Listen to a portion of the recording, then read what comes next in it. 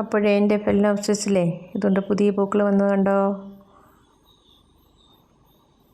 മറ്റേ പഴയ പൂക്കളും ഉണ്ട്.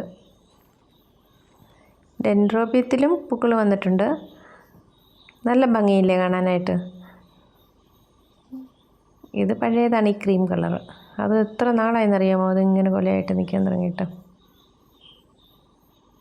ഇത് പുതിയതാണ്, ഫെലിനോപ്സിസിൽ, എൻ്റെ പ്രിയപ്പെട്ട ഫെലിനോപ്സിസ്.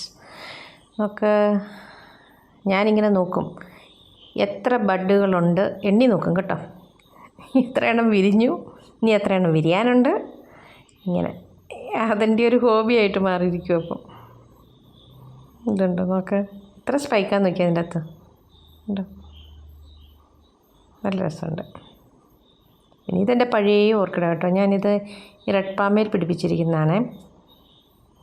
അതിലും ഉണ്ട് പൂക്കൾ. ആദ്യമൊക്കെ ഉണ്ടായതൊക്കെ ഏതാണ്ടൊക്കെ തിന്ന് പറ്റിയൊക്കെ വന്നു.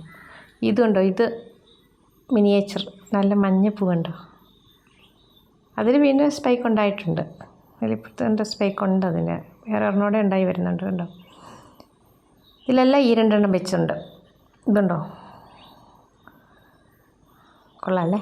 നല്ല ഭംഗിയില്ലേ? അതാണ് ഫെലിനോപ്സിസ്.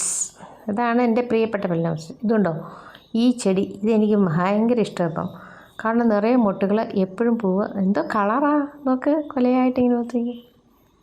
എൻ്റെ പേരൊക്കെ എന്താണോ മറന്നുപോയി. നല്ല കളറ്. പിന്നെ എൻ്റെ അടീനിയൊക്കെ ഞാൻ പ്രൂൺ ചെയ്ത് അതെല്ലാം തളുത്ത് വന്നപ്പോൾ ഇപ്പം ഞാൻ ഈ കഴിഞ്ഞ ദിവസം ചൂടിളക്കി വളമൊക്കെ ഇട്ട് കൊടുത്തു കേട്ടോ.